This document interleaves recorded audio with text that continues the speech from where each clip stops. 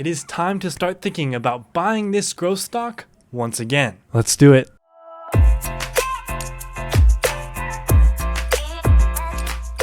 What's going on, everybody? My name is Matthew. Welcome back to my channel, and today we're talking about a stock that has been ripped out of the limelight for about a month now, but maybe now it is time for people to start to reconsider. We're talking all things Teledoc. You know the drill. Give me the format. Part 1, as always, a basic overview of Teledoc and who they are and what do they do. Part 2, the main reason to start nibbling on this stock now. Part 3, the risky risks involved. Let's get right into it with Part 1, an overview of Teledoc and what they do. We'll start by very briefly introducing their product. Of course, post Rona, it's been very hard to go see the doctor. It's often not feasible and often not as safe anymore, and the telehealth industry as a result has advanced many years in a matter of a few months. That is where Teledoc comes in. Teledoc is the leading player in telemedicine and telehealth. You can connect via desktop, laptop, or mobile device to Teledoc. All you have to do is schedule a virtual appointment and choose whether or not you want to do a video or voice call and select the most convenient time for you. And they even have an ASAP feature. You can even take photos of your current medical condition to help the doctor understand what is going on. You'll be matched with medical professionals, and the best part is that there is no time limit to your meeting. Now here are some of the things that Teledoc brags about on its website. Over 20,000 visits supported on their busiest day. They're open 24/7, 365. Their service is utilized 4 times more than the industry average, and many more facts where that came from. Teledoc gives you guidance from medical experts. They give you mental health sessions at your convenience, among many other customer-centric services. And this is quality care. After their virtual visits, 92% of patients reported resolutions, meaning these calls made a difference in people's lives. Teledoc and these virtual appointments don't just put a band-aid on a bigger problem. They find the root cause and they make a path for each individual patient to find a solution. Per their business model, Teledoc serves global employers, including 40% of the Fortune 500, health plans, global insurers, and hospitals and health systems. All right, so that's part 1. Now let's talk about part 2, the main reason why I think it's worth a second look if you've been shying away from Teledoc.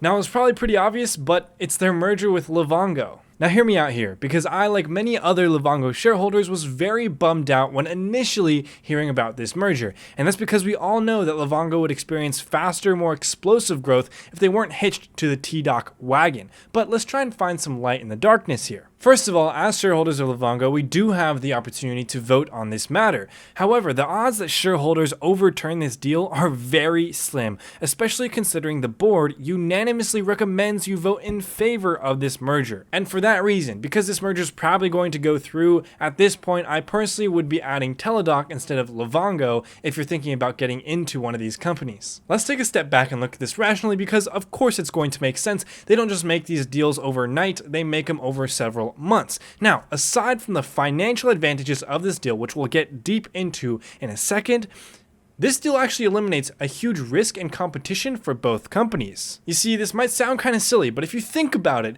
Teledoc was a huge competitor and risk to Livongo, and Livongo was a huge competitor and risk to Teledoc. So, through this merger, they've become one in the same and eliminated their major competition. All right, let's talk about synergies, people. Teledoc and Livongo can now take what used to be their competitive advantages against one another and the rest of the telehealth industry and combine them to become one telehealth behemoth. Take a look at this. This is a table of their competitive advantages over one another and the rest of the industry. Now, obviously, Teledoc has some checks that Livongo doesn't, and vice versa. That is the whole point. But now, as one, they get the best of both worlds. For instance, Livongo's product now gets the global reach of Teledoc with access to over 175 countries. Teledoc gets the behavioral science-based engine of Livongo, an area that they didn't have a foothold or strong position in prior to this merger. Another great point of compatibility is that Teledoc on average saves a pretty decent amount of money for their users per GenMed visit,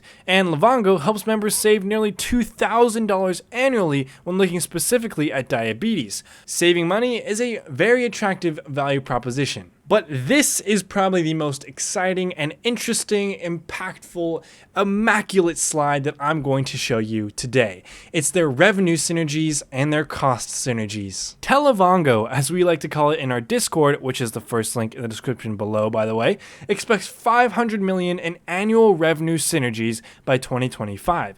And keep in mind, right now, Teledoc alone does 988 million in annual revenue before these synergies, and still pre-synergies, Teledoc projects over $2 billion in annual revenue by 2023. A huge portion of these revenue synergies will come from cross-selling, using and combining their network of customers to sell the other's product. Teledoc selling Livongo services to their massive customer base and vice versa.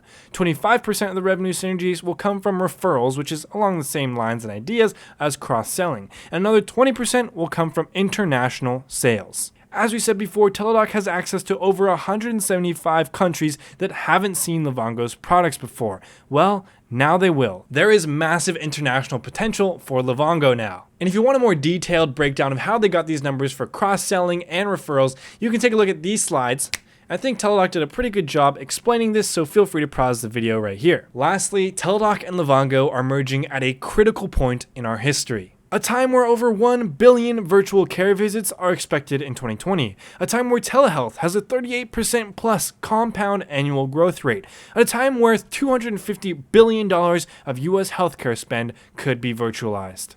And Livongo is at the front of it all. To wrap up part 2 of this video, think about it this way. Yes, Livongo's growth will slow down now that it's a part of Teledoc, but Teledoc isn't moving that slowly. Teledoc has a 67% compound annual growth rate. Yeah, it's less than Livongo's over 100%, but it's still fantastic. This merger has made Teledoc the undisputed leader in the telehealth space. Before, it was like, okay, maybe Teledoc will hold their position in number 1, or maybe Livongo will come up and catch them. We don't really know. But now, the closest competitor or the closest person that has a chance at touching Teledoc is Amwell, which we'll all be watching closely. But right now, Teledoc is the only service, the first service to deliver care to the whole person virtually. And to add on to that last point, here is a gem from Teledoc's presentation at the Morgan Stanley 18th Annual Healthcare Global Conference. Employers are looking for a single destination, a single partner to provide the full breadth of care.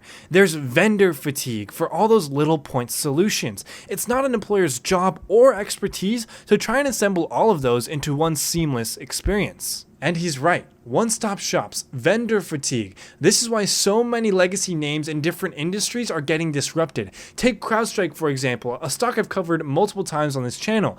They have a suite offering all these different services that previously were offered by individual vendors. Now it's all in one place, and that is so much easier for an employer, a Fortune 500 company, to do business with. Now, Teledoc might not have all 100% of the answers right now, but if anything, they have more than anyone else. Now, of course, with any investment, there are risks involved, so that's what part 3 is for, the risky risks involved. The main concern that I hear from a lot of people is that once we get a vaccine, or once things start to kind of go back to normal, telehealth and virtual visits will start to decline sharply. And this is a fair question. In an article written on September 1st, it stated that telehealth visits accounted for 21% of medical encounters in mid-July, which is down from 69% a few months prior at the height of the Rona fears. Yeah, as someone who's been holding Livongo for a while and a new Teledoc shareholder, yes, I did buy some Teledoc recently, I was a little concerned when I read this line. A drop from 69% to 21% is nothing to ignore. So I went straight to the source, the stats for this info. There I found that 21% is still much higher than pre-picnic rates,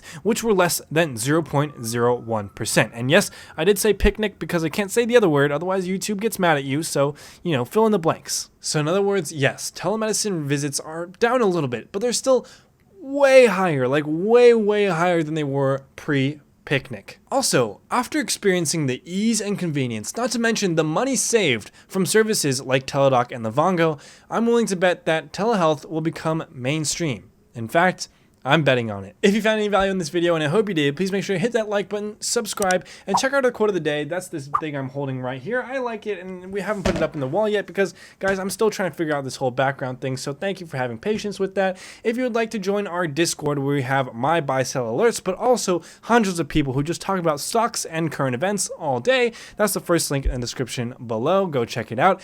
Follow me on Instagram for daily posts about my portfolio and all that good stuff. And if you're watching to this point in the video, you are the real MVPs. Don't forget your peace and thank yous. Oh, and by the way, a lot of you guys asked about my hoodie last video, and that got me thinking maybe I could design a line of merch and donate the proceeds to people in need. So if you're excited about merch, or you want merch, or you have any cool merch design ideas, comment down in the description below. Not description, the comment section.